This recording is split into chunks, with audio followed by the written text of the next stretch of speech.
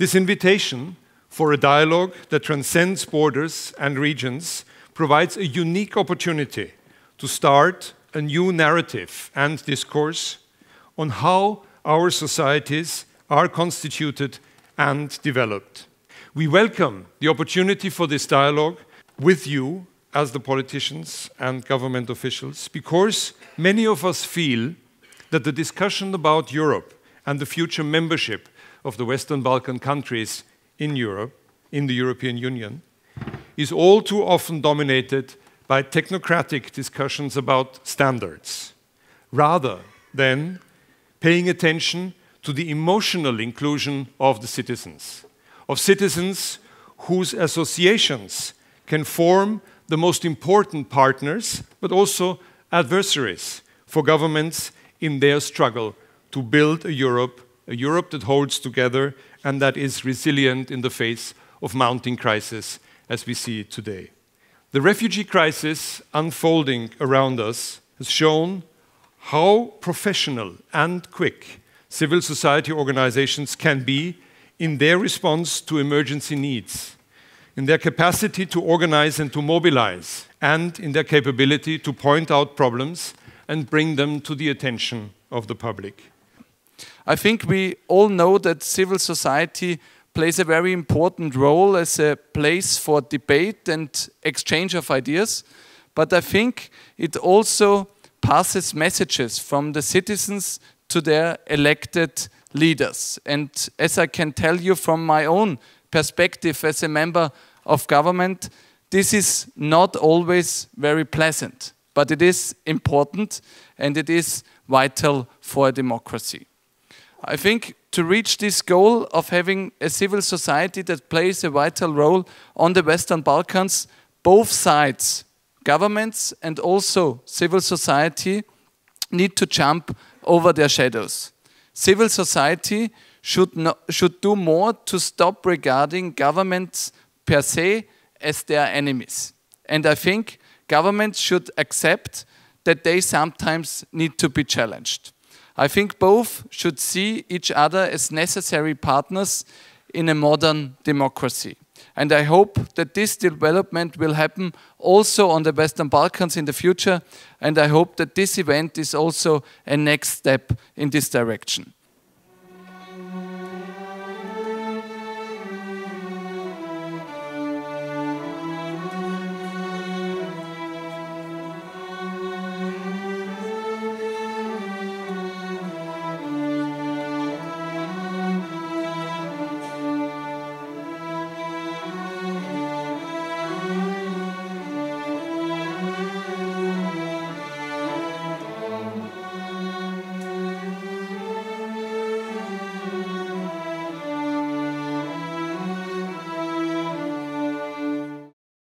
We have to stand up with and we have to stand up for the weaker and the rightless human beings in our society. Those who are so mad to believe they can change the world into better are indeed those who are doing it, and we have many among us tonight.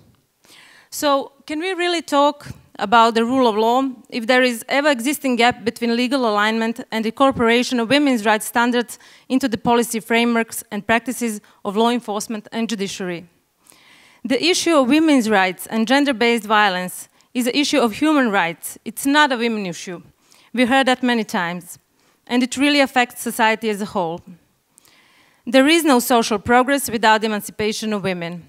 Therefore, we request a close screening of statutes of women's rights and also a case law by our government, but also the firm insisting of the EU on tangible results in this area, which are really crucial and can truly make a difference. My question to you, is it better to spend millions or maybe billions of euros per month in support for these migrants, in asylum, holding tanks, while figuring out how to ship them back at 3 in the morning, or to invest these millions or billions in job creation in their original country? There are urgent and concrete steps to be taken. Develop clear and implementable strategies for Roma and other minorities, and treat a promise as promise. A strategy without budget is a broken promise. Create incentives to increase employment. Invest in prevention of school leaving and improving the quality of education. What is the recipe for success of civic activism? Go on the field and check it. It's enough. And we need to start make changes. You need to listen to us, and we are going to tell you what to do. Do not ever, no more decisions about us without us. In Bosnia and Herzegovina, there are already 50 active groups all over the country. It doesn't matter it's Serbs Republic or Federation. We are all doing things together. And that is the message, what we want to send. We are working together. We want to be citizens, not the Muslims, not the Serbs, not the Croatians. We want to be citizens with their rights. We have a dream where people with disabilities are fully integrated in the society. And as a main result of decentralization, civil sector in Pančevo has become a major partner in the development of the city in all areas. And we hope that civil sector will become the partner in all levels of government in planning the development of all segments of society. And our recommendation as a path that we see as the improvement of the society is a continuous education within a system. Well, the boy's owner took the money and went to get a so-called prostitute for the evening. And the girl, well, she was never asked. Not to forget, people we exist for are live human beings as all of us here, just with different labels that are attached to their personalities. Name it as victims of trafficking, as undocumented migrants or refugees. They haven't chosen their labels. They were just on the wrong place at wrong time. Civil society, activism, I think is one of the essences of democracy. But without listening to citizens, societies cannot develop together, governments, parliaments, citizens, the ownership of a state, the ownership of that saying it's ours. So when NGOs speak up publicly, when they put formulate demands, when they make governments accountable, also like in the fight against corruption, it's essential. And even if we don't like it, some of us politicians, for our country's sake, for Europe's sake, listening and working together is really important. So I hope processes like this will continue and that criticism will be seen as something that is enriching and that will help us together to pave the way to become a Europe, including Western Balkan countries as being together in the common European Union. So it's a unique evening that we have a chance to have this dialogue between the elected officials of our countries and representatives of a civil society. Let's make this fast and furious, as the movie says. Try and be as concise as we can, as punchy as we can, and of course respecting the rules of the game. Regarding our economic situation, I'll be as brief as it is possible, not furious. I'm pretty much optimistic on our economic reforms and the results of our economic reforms.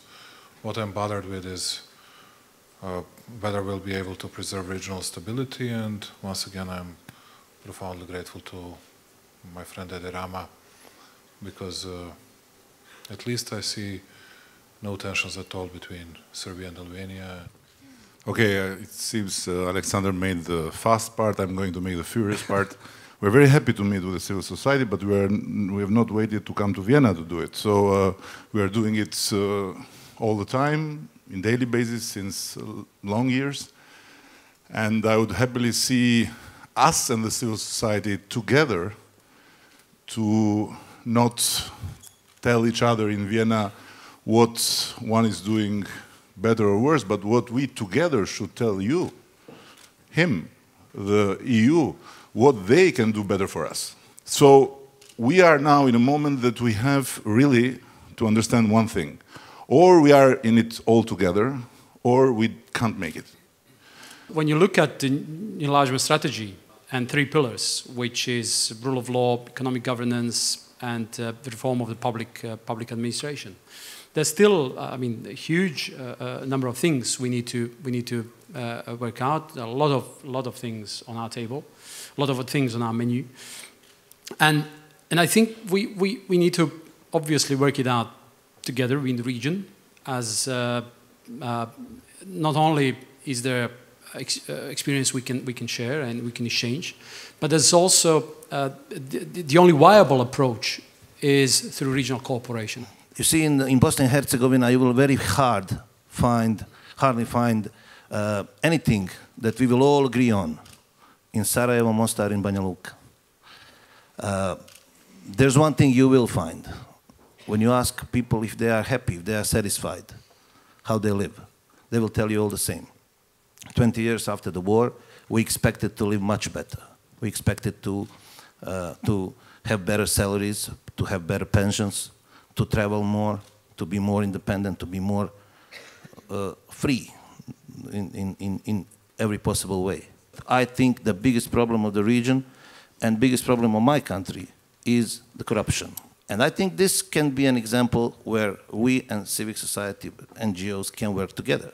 I would like to stress that we are all Europeans, and many of us are already members of the European Union, and the others will join us sooner or later. But I think it's important to remind all of us that we are Europeans, and that Europe, the European Union, is a project which is not only an economic project, it's a value community, if you like. And sometimes I have the feeling Union is a little bit seen like a cash delivery machine or an insurance company or a saving bank, something like that. It's more. I want to talk about the employment issue. It's one of the most important, most pressing issues in the Balkan countries. It needs, as you, Minister, mentioned, a regional approach. It needs a long-term vision and a strategic approach. Or we have not seen until now such a policy or country paper or joint strategy. It's something that should be tackled or can be tackled better, quoting you again, in a regional level. Youth unemployment is one of the key issues that we need to address, whether it's through vocational education training, whether it's through different policies aimed at improving their position for employment. But one of the risks we take during that is that we sometimes see education as only an output of employable workforce. And education is not only that. It's a good side effect from it, but it relies on much more, and we try to aspire for gaining knowledge, whether through quality internships, whether through research work, whether entrepreneurship, innovation, and so on. But a quality education system also manages to build active citizens, and our young people are less and less of that. They don't have time to wait, leaving countries in search for better futures and becoming socially excluded citizens within their own countries, unaware of their rights, losing faith within institutions, losing faith within themselves. So my question would be, shortly, if any of you feel that you have a good model ensuring student, pupil participation within the educational institutions and feel confident that we can follow your lead, please share it. Despite of the fact that Kosovo and Serbia have reached an agreement about the diplomas, we still see Albanians and Serbians, both from Kosovo and from Serbia, having the same problems getting the recognition of these documents of the education that they have already gotten. So it's still an obstacle for those who still have already have diplomas to find proper jobs and to be in a situation not to look for some other solution outside of Kosovo and or Serbia. Government might have power until masses rise. When masses rise, then the masses take over, and that's, they can bring down an empire. Now, one of the things that we have experienced is that we can push them to hear us. And so for about a year and a half, we've worked day and night. They have finally managed to hear us. It's just that they're not doing anything. We need what they've heard to be translated into actions. It's not enough that they keep promising stuff and things keep getting worse. We are complaining about one thing, they decide to start solving something that wasn't that much of an issue anyway. I think I can speak for the whole region when as you've heard from the stage as well, when I say that civil society activists do want to be heard and respected, and not just as human beings, but as someone who is taking an active role in the society. After all, these organizations usually exist because of a failure of a government. A significant issue must be, and significant commitment must be done by the governments across the region in order to create an environment that is supporting free journalism, that is supporting, not only that, but is supporting the citizen who is not afraid to report the corruption. And the corruption, as we said, is the common and extremely important problem across the region.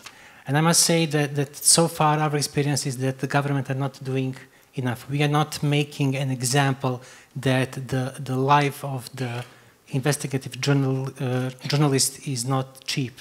We are not making an example that the one who killed the journalist, the one who beat the journalist, the one who destroyed the property of the media network will be sanctioned.